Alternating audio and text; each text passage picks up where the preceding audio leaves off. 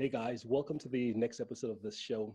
So, if you're watching this interview anywhere else but within our private Facebook community for high ticket coaches and consultants, be sure to come join us. We have some awesome members in there. I think we just passed 5,900 members. So, if you're watching this interview anywhere else and you're a coach, consultant, service provider, be sure to come check us out on Facebook. The name of the group is called High Ticket Client Attraction Insider Circle. So with that being said, I have a friend here today, June Lowe. Hey June, how you doing? Yeah, I'm doing great. Thanks, Extus. You're welcome, you're welcome. And where in the world are you? Malaysia, Kuala Lumpur. Uh-huh. Okay. What time is it back there? We are at 8:15 right now, p.m. So it's my nighttime. Oh, it's your nighttime? Okay, good. Let's see what I think right now it's like 7:15 for me or something, so it's my daytime. Oh, okay. Yeah, Two yeah, parts of the world. exactly, right. And what day is it? Is it Tuesday for you as well? Yes, today is Tuesday. I almost forgot what day it is because I stay at home too many days. Yes, yes. COVID-19 does that to you, right? Yeah, Yeah. yeah. Okay, good. So tell us, June, what is it that you do? Okay, actually, I have two businesses which I couldn't run right now due to the lockdown. Like my country is locking down for almost like 2 months. Hmm. So what do I do is that I have like e-commerce and technology business which cannot be running right now. So that's why I started my affiliate and online coaching business just from the first day of my country lockdown. Hmm. Oh, so from the first day of your country lockdown, you started your affiliate and coaching business? Yes, as well. Because I'm always very passionate in educating. I was a home tutor when I was like about 15 to 19 years old. But Hmm. then back then when I was educating, right, I was giving tuition to like primary and secondary students. But then after that, I diverted into e-commerce business. So because that's where my passion is. Hmm. But then in the end, so funny it is because of this lockdown actually bring me back to the education line, which I'm also very passionate. So this is where I'm coming from. Yeah, good, good. So tell us, how did you get started? Yeah, how did you get started on your journey? Oh, that's really funny. So my country locked down on 18th of March. Hmm. So I actually joined this one mentorship program about early of March. And then I was like telling myself, heck no, two of my businesses can't run. I have basically no revenue, Hmm. no income at all. But then I have bills to pay. The bills to pay is not even my personal bill. It's like we have to still pay the rental, and then we still need to pay our staff. There are a lot of overhead that is fixed costs. So I was like, if let's say I cannot have any revenue right now, what else I can do from home? And which I have the specialty. And then secondly, which is totally online. There is no physical products involved. So I was like researching around. I was like, yeah, maybe this is something that I could try. I didn't even know how to start. So I was like just researching around. That's where I actually bumped into your group and that's where I joined it. And it's really fantastic information. I really learned a lot from that. And then I learned here and learned that, Google here and Google that, and doing a lot of YouTubes. So there's one day I sat down. I said, June, you need to try something, just a mini challenge for yourself. You need to build a business during this lockdown. I don't care how, I don't care what. So that's the first goal I set to myself, that by 30th of March, I basically have 3 weeks time there. By Hmm. 30th of March, you must come up with $200. I do not care where this $200 come from. So this is where I started. And then after that, when first week passed, I was like, oh my God, I freaked out because I did not get anything. I only have 2 weeks left to get my $200. It's not a lot, but then when actually converted to Malaysia ringgit, it's like times by a 4.5.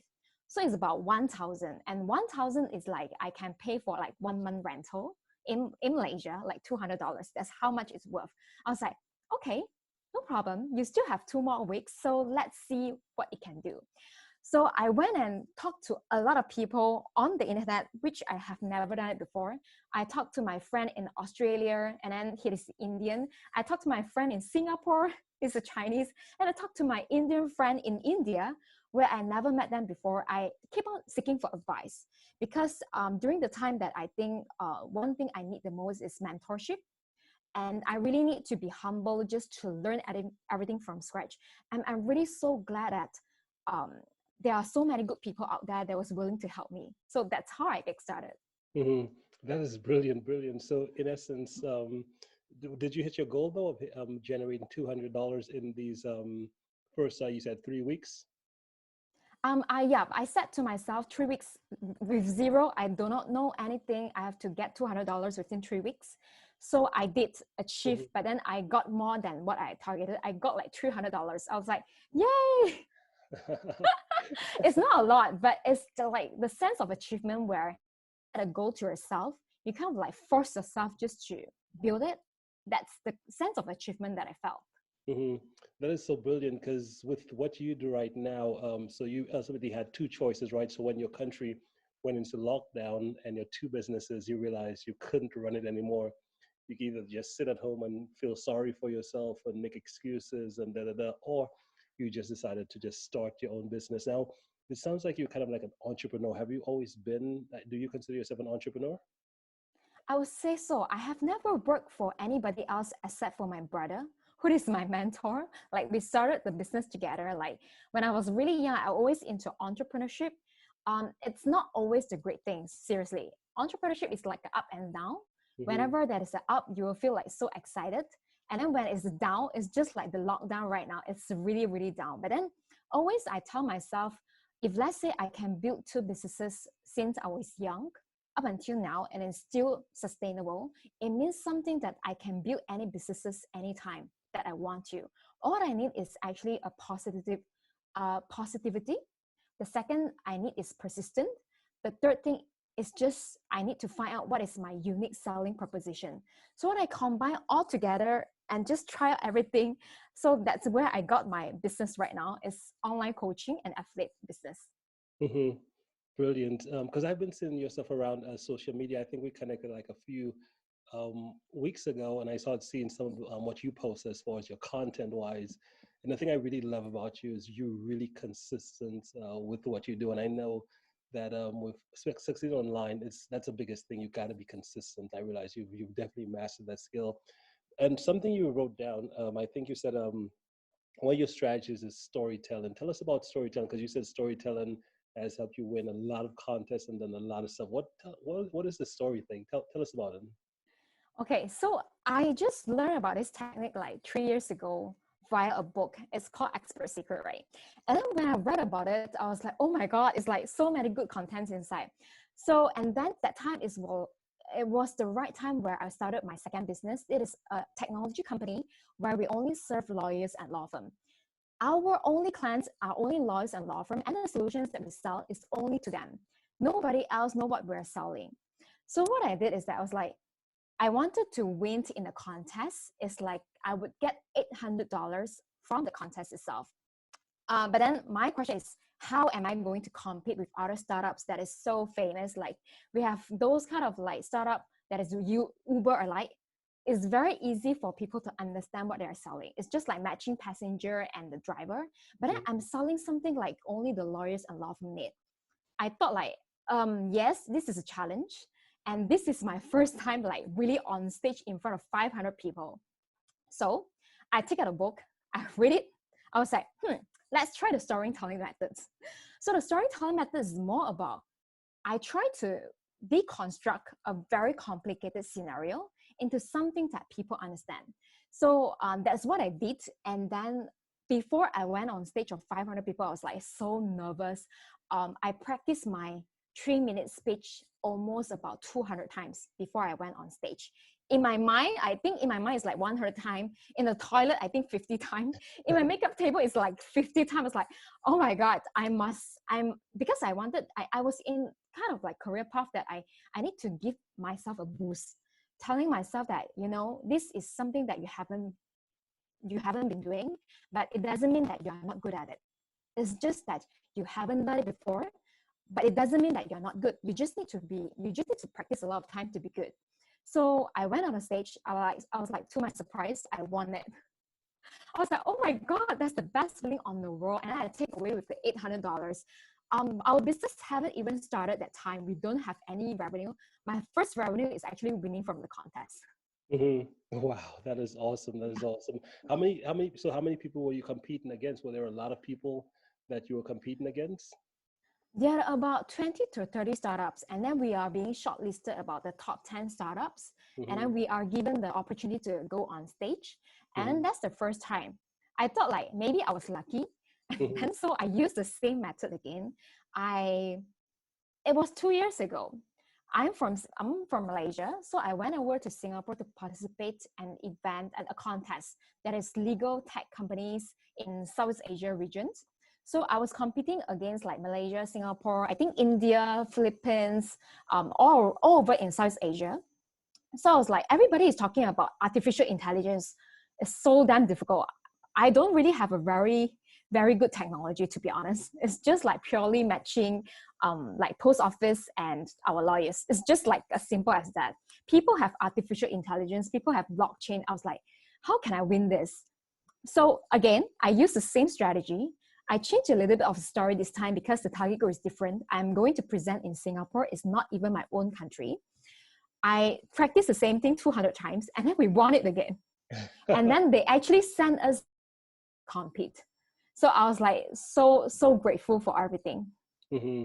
That is so powerful. You're telling a good story. That's one thing I learned early on. Like you have to be able to tell a good story because I read this book by what's his name? I think Peter Goober. I think it's on the shelf back there or something, but the book is called Tell to Win. And when Tell I to win. read that book, yeah, that's an awesome book because Peter Goober, he's a guy he's been pretty successful. And he said when he looked back on his entire journey, like everything he's done, and one thing that always stands out from the book, one thing he says is he always says like, "It's the story, stupid," and that always just rings in my mind because whenever I try to either write copy or do something, I always try to complicate it, but then I have to remember, no, it's the story, stupid. So I then started looking for, okay, what story can I tell? But that's pretty powerful that you've learned this, and not just you learned it, but you actually used it to succeed in your business. Now, it sounds like a lot of things have gone in your favor.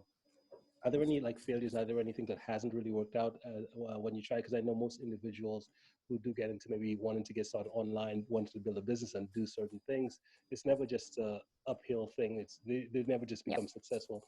Do you have any type of failures or anything that you tried that really hasn't worked for you? Yeah, of course. When I first started, I was like so disappointed with myself because I have 12 years digital marketing experience because I have an e-commerce business. So I actually started everything since before there was even a Facebook.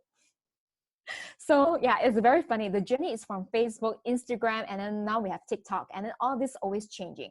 So with the 12 years digital marketing experience, when I first started my business, I thought I can do everything by myself.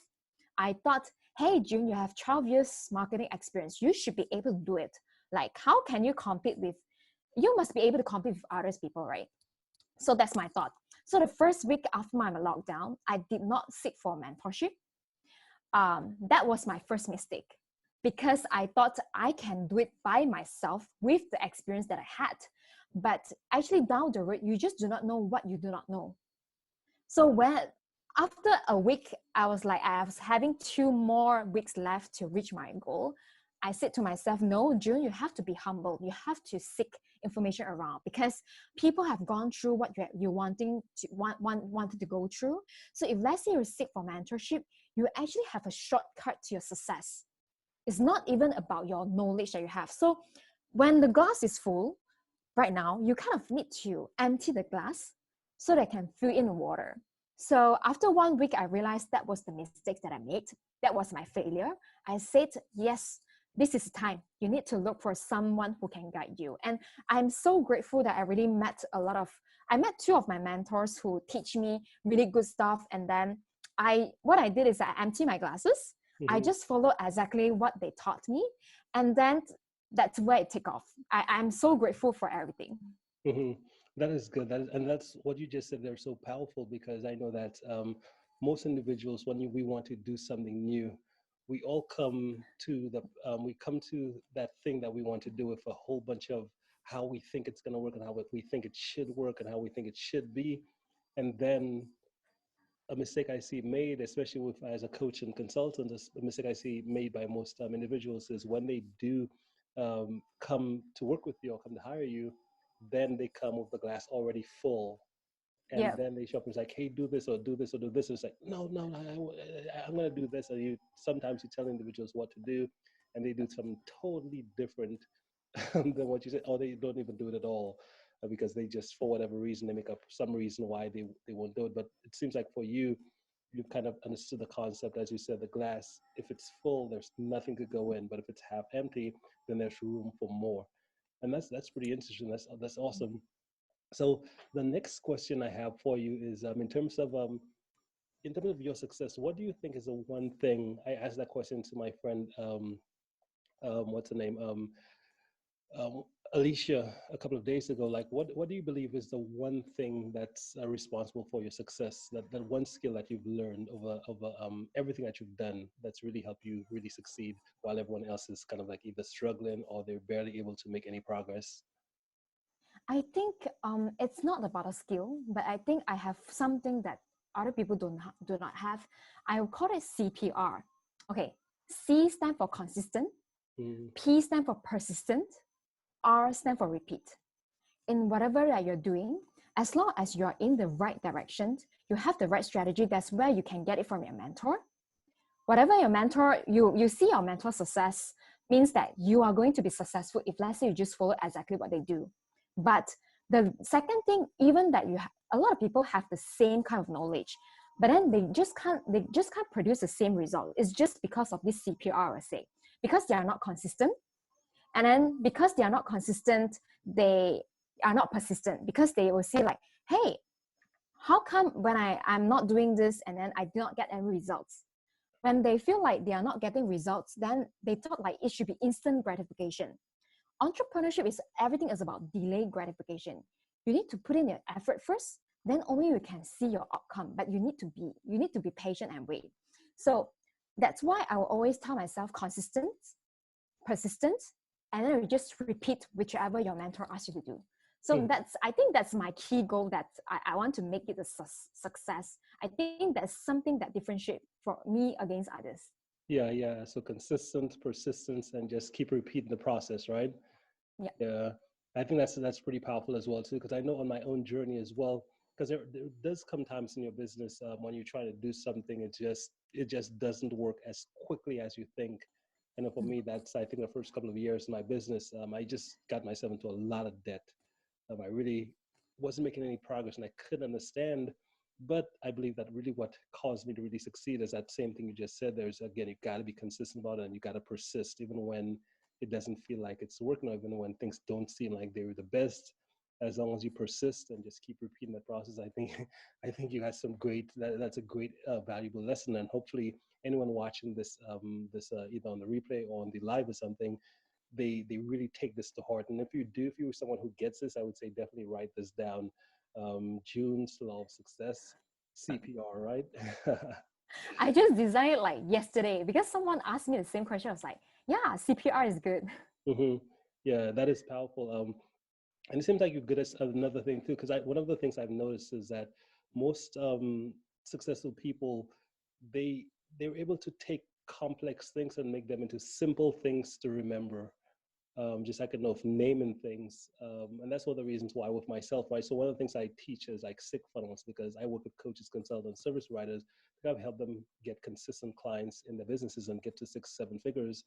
And I realized that a lot of what I needed to do was create something new, like take something that already kind of like existed, take several of them and bring them together into something new. And the way you do that is by naming something, because if you don't name it, it's very hard. You just become another person in a sense, another guy who's trying to do something else someone else has already done, versus if you name it. And I really love the fact that you named this concept here, because now it makes it feel like it's a CPR method. Like who does that? It's June. That's June stuff. Like, so anytime somebody else uses it, it's like, why are you using June's thing? Like, oh, right? Yeah. Now the question, I guess, the next question for me becomes, in terms of what is your vision for where you're headed now? Because as you said, the two businesses, you had to kind of stop it for now or just slow down on there because of COVID-19, and now you're doing the coaching consultant. Um, what's your vision? Are you gonna keep when things go back to normal? Are you gonna keep doing all three businesses? Like, how do you? what's there for you in the future? That's a very sharp question, Extus. To be honest, like it is a 1.5 month time for me. It's like everything is going so fast and going crazy to me, and I haven't even thought about that. But I Mhm. have a rough vision that I want to take this. Okay, I have a rough vision. I know that at this point of time, when I'm saying it, it might sound like June is too big a goal that you want to get. But I Mhm. think ultimately we need to dream big. So my goal is that I want to be able to stand on an international platform to announce that I'm an online coach and I help a lot of people. That's my dream. I haven't really set a timeline to this dream yet, but I know with certainty that I'm going to be there one day. But then of course, the businesses that I'm having, I just continue to have it run because eventually it's more about delegation and having a team. I realize in this business where I find my passion is that I'm able to help more people, and it's such empowering when I know that the knowledge I have been having, I have kept it to myself for so long, and then when I shared to others through my Facebook Live, people told me that they learned so much. This is so much of, I feel that kind of sense of achievement. That's why I want to bring it in next time. But firstly, I will probably start with my recording my own course. It can be either a free course or paid course. And then from there, I kind of gain a lot of experiences as well, learning from you, Extus, because you got so much of knowledge I got gaining from the group. And then from there, I'll just take it one bit at a time. And then depending on when our government is going to like abolish lockdown, then I'll see what I will do about that. Okay, good. Perfect. Now, final question. If someone wanted to get in touch with you, what's the best way to contact you if they want to reach out? Yeah, the best way to contact with me will be via my Facebook. My Facebook is called Junelw, Junelw. And then just to, yeah, this is always what I did. My name is June because I was born in June. That's my tagline for myself. Mhm. So feel free to go to my messenger to send me a text, or you can go to my website, www.junelw.co. Okay, perfect. Awesome. So, and what I'll do, guys, if you're watching this, I'll go ahead and make sure the links are right below this video. So if you want to get in touch with June, I highly recommend it. I've been following her content for quite a few months on Facebook, and she's pretty consistent, and she always puts out some amazing stuff. So definitely check her out. Awesome, June. Well, I guess it's definitely been a pleasure having you on here. Do you have any final words before we end here? Yeah, that is one thing. If let's say you have been thinking of whether you want to do something or not, probably looking at this interview with Extus and me is the right time to do it, because this is a sign. If let's say you're looking for a sign, this is the sign. Yeah, I hope that everyone have a great evening there. Perfect, perfect, June. Yes, and it is a sign. We got to take action. Awesome, June. Well, hey, it's been a pleasure having you on here. I really, really appreciate it, June. Thank you so much, and we'll be in touch, okay? Thanks to you too. Awesome.